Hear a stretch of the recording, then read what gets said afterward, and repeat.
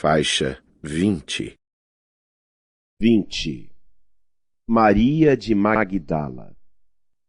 Maria de Magdala ouvira as pregações do Evangelho do Reino, não longe da vila principesca onde vivia entregue a prazeres em companhia de patrícios romanos, e tomara-se de admiração profunda pelo Messias.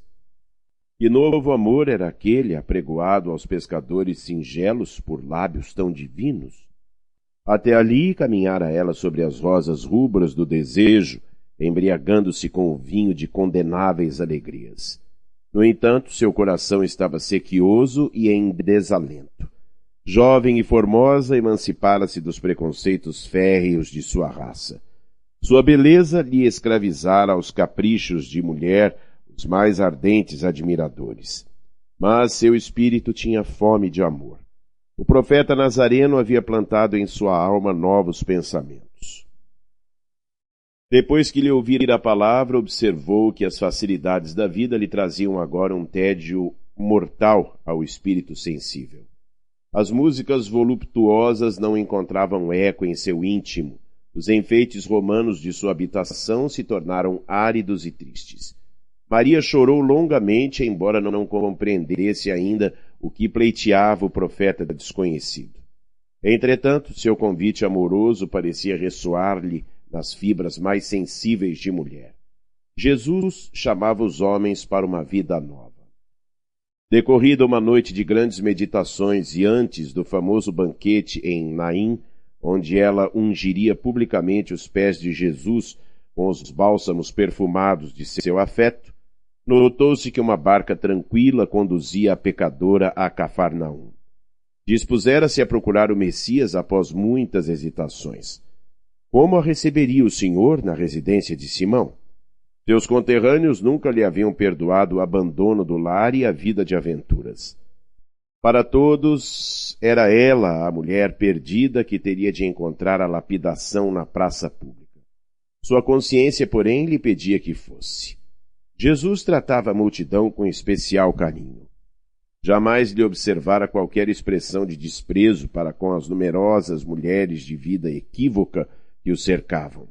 Além disso, sentia-se seduzida pela sua generosidade. Se possível, desejaria trabalhar na execução de suas ideias puras e redentoras. Propunha-se a amar como Jesus amava, sentir com os seus sentimentos sublimes. Se necessário, saberia renunciar a tudo. Que lhe valiam as joias, as flores raras, os banquetes suntuosos, se ao fim de tudo isso conservava a sua sede de amor? Envolvida por esses pensamentos profundos, Maria de Magdala penetrou o umbral da humilde residência de Simão Pedro, onde Jesus parecia esperá-la, tal a bondade com que a recebeu num grande sorriso.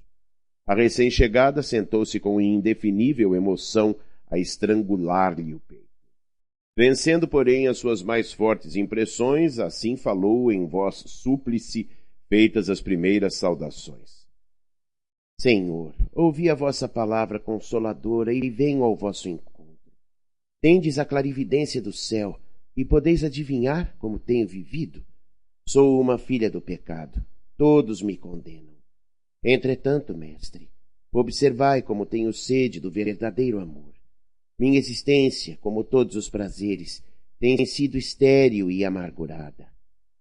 As primeiras lágrimas lhe borbulharam dos olhos enquanto Jesus a contemplava com bondade infinita. Ela, porém, continuou. Ouvi o vosso amoroso convite ao Evangelho. Desejava ser das vossas ovelhas, mas será que Deus me aceitaria? O profeta Nazareno fitou-a enternecido, sondando as profundezas de seu pensamento. Respondeu, bondoso. Maria, levanta os olhos para o céu e regozija-te no caminho, porque escutaste a boa nova do reino, e Deus te abençoa as alegrias. Acaso poderias pensar que alguém no mundo estivesse condenado ao pecado eterno? Onde, então, o amor de nosso Pai? Nunca viste a primavera dar flores sobre uma casa em ruínas? As ruínas são as criaturas humanas, porém as flores são as esperanças em Deus. Sobre todas as falências e desventuras próprias do homem, as bênçãos paternais de Deus descem e chamam. Sentes hoje esse novo sol a iluminar-te o destino. Caminha agora sob a sua luz, porque o amor cobre a multidão dos pecados. A pecadora de Magdala escutava o mestre bebendo-lhe as palavras. Homem algum havia falado assim à sua alma incompreendida. Os mais levianos lhe pervertiam as boas inclinações, os aparentemente virtuosos a desprezavam sem piedade. Engolfada em pensamentos confortadores e ouvindo as referências de Jesus ao amor, Maria acentuou levemente. No entanto, Senhor, tenho amado e tenho sede de amor. Sim, redarguiu Jesus, tua sede é real. O mundo viciou todas as fontes de redenção, e é imprescindível compreenda que em suas sendas a virtude tem de marchar por uma porta muito estreita. Geralmente um homem deseja ser bom como os outros, ou honesto como os demais, olvidando que o caminho onde todos passam é de fácil acesso e de marcha sem edificações. A virtude no mundo foi transformada na porta larga da conveniência própria. Há os que amam, os que lhes pertencem ao círculo pessoal, os que são sinceros com os seus amigos, os que defendem seus familiares, os que adoram os deuses do favor. O que verdadeiramente ama, porém, conhece a renúncia suprema a todos os bens do mundo e vive feliz na sua senda de trabalhos para o difícil acesso às luzes da redenção. O amor sincero não exige satisfações passageiras que se extinguem no mundo com a primeira ilusão. Trabalha sempre sem amargura e sem ambição, com os júbilos do sacrifício. Só o amor que renuncia sabe caminhar para a vida suprema. Maria o escutava embevecida. Ansiosa por compreender inteiramente aqueles ensinos novos, interrogou atenciosamente. Só o amor pelo sacrifício poderá saciar a sede do coração?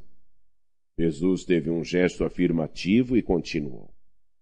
Somente o sacrifício contém o divino mistério da vida. Viver bem é saber imolar-se. Acreditas que o mundo pudesse manter o equilíbrio próprio tão só com os caprichos antagônicos e por vezes criminosos dos que se elevam à galeria dos triunfadores? Toda a luz humana vem do coração experiente e brando dos que foram sacrificados. Um guerreiro coberto de louros ergue os seus gritos de vitória sobre os cadáveres que juncam o chão. Mas apenas os que tombaram fazem bastante silêncio para que se ouça no mundo a mensagem de Deus. O primeiro pode fazer a experiência para um dia. Os segundos constroem a estrada definitiva na eternidade. Na tua condição de mulher, já pensaste no que seria o mundo sem as mães exterminadas no silêncio e no sacrifício? Não são elas as cultivadoras do jardim da vida, onde os homens travam a batalha? Muitas vezes o campo enflorescido se cobre de lama e sangue. Entretanto, na sua tarefa silenciosa, os corações maternais não desesperam e reedificam o jardim da vida, imitando a providência divina, e espalha sobre um cemitério os lírios perfumados de seu amor. Maria de Magdala, ouvindo aquelas advertências, começou a chorar, a sentir no íntimo o deserto da mulher sem filhos. Por fim, exclamou: Desgraçada de mim, Senhor, que não poderei ser mãe.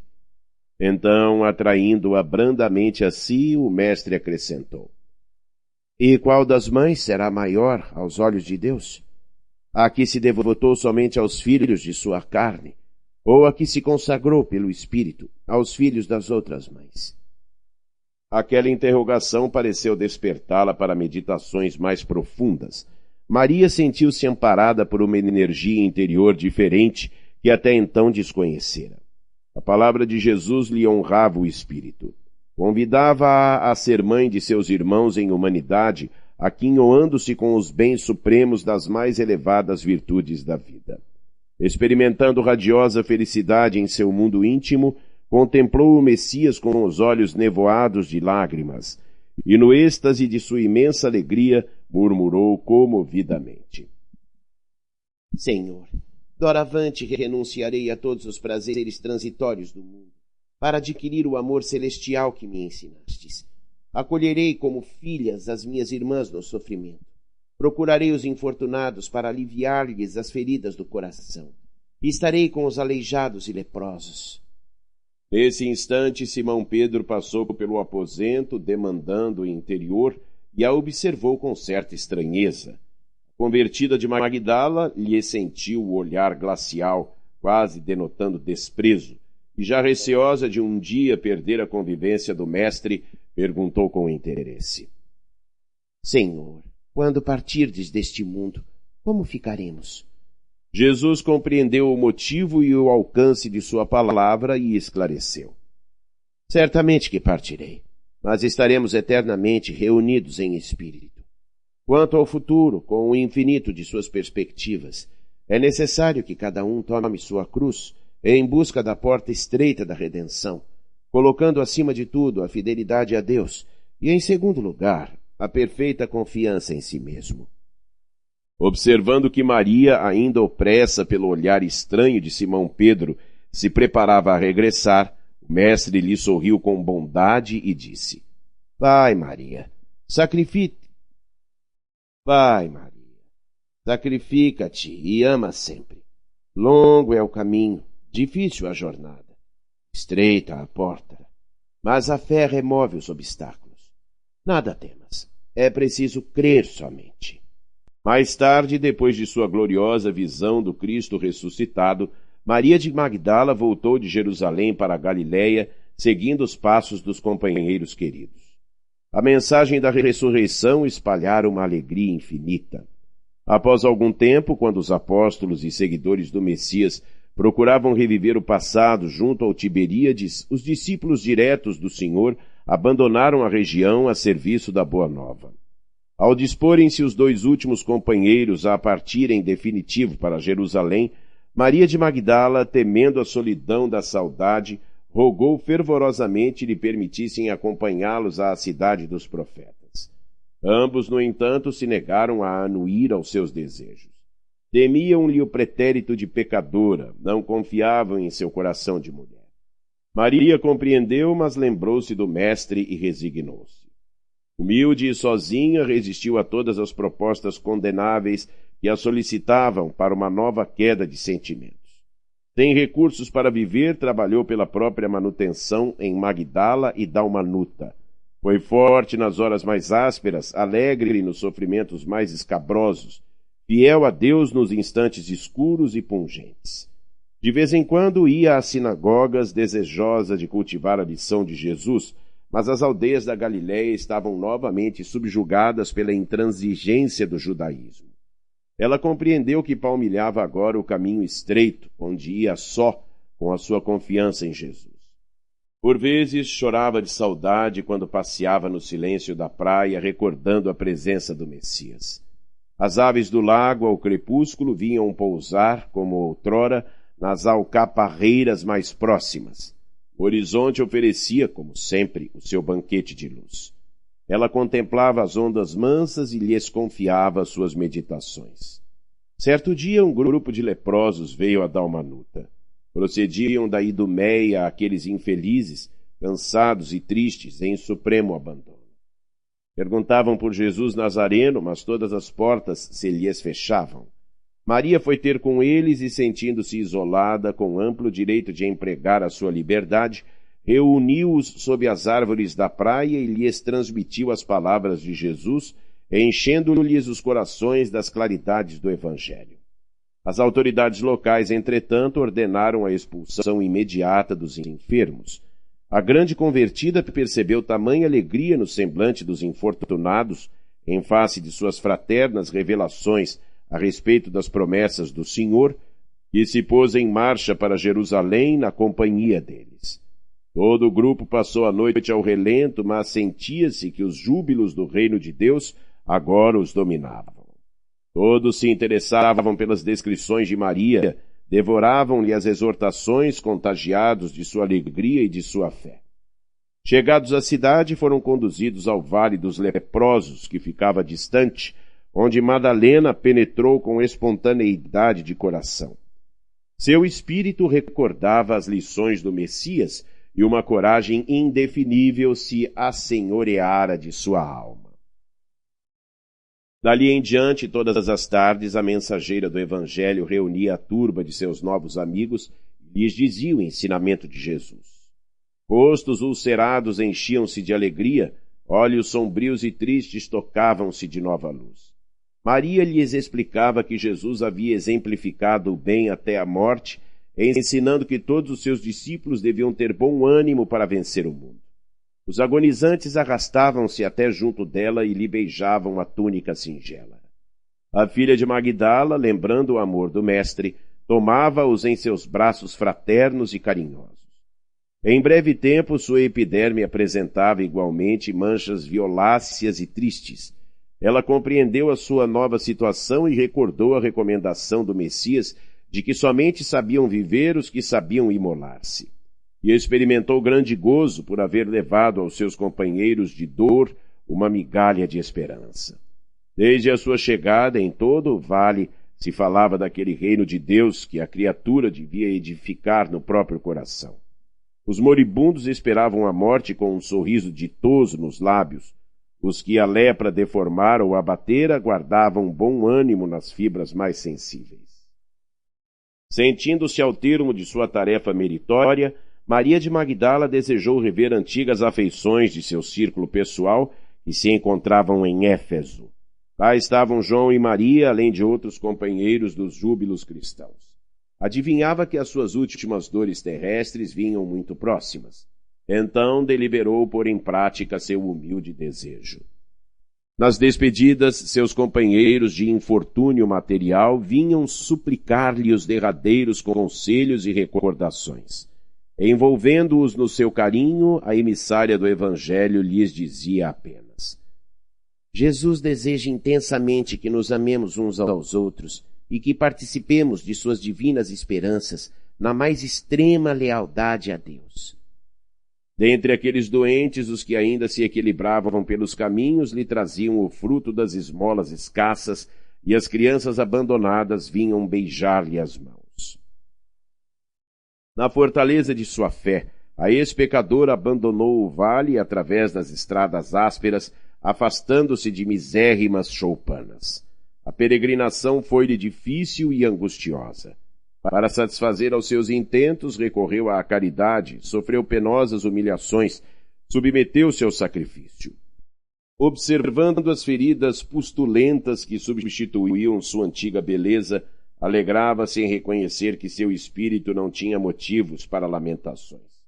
Jesus a esperava e sua alma era fiel. Realizada a sua aspiração, por entre dificuldades infinitas, Maria achou-se um dia às portas da cidade. Mas invencível abatimento lhe dominava os centros de força física. No justo momento de suas efusões afetuosas, quando o casario de Éfeso se lhe desdobrava à vista, seu corpo alquebrado negou-se a caminhar. Modesta família de cristãos do subúrbio recolheu-a a uma tenda humilde caridosamente. Madalena pôde ainda rever amizades bem caras, consoante seus desejos. Entretanto, por largos dias de padecimentos, debateu-se entre a vida e a morte. Uma noite atingiram o auge as profundas dores que sentia. Sua alma estava iluminada por brandas reminiscências, e não obstante seus olhos se acharem selados pelas pálpebras entumecidas, via com os olhos da imaginação o lago querido, os companheiros de fé, o Mestre bem-amado. Seu espírito parecia transpor as fronteiras da eternidade radiosa. De minuto a minuto ouvia-se-lhe um gemido surdo, enquanto os irmãos de crença lhe rodeavam o leito de dor com as preces sinceras de seus corações amigos e desvelados. Em dado instante observou-se que seu peito não mais arfava. Maria, no entanto, experimentava consoladora sensação de alívio. Sentia-se sob as árvores de Cafarnaum e esperava o Messias. As aves cantavam nos ramos próximos e as ondas sussurrantes vinham beijar-lhe os pés. Foi quando viu Jesus aproximar-se, mais belo que nunca. Seu olhar tinha o reflexo do céu e o semblante trazia um júbilo indefinível.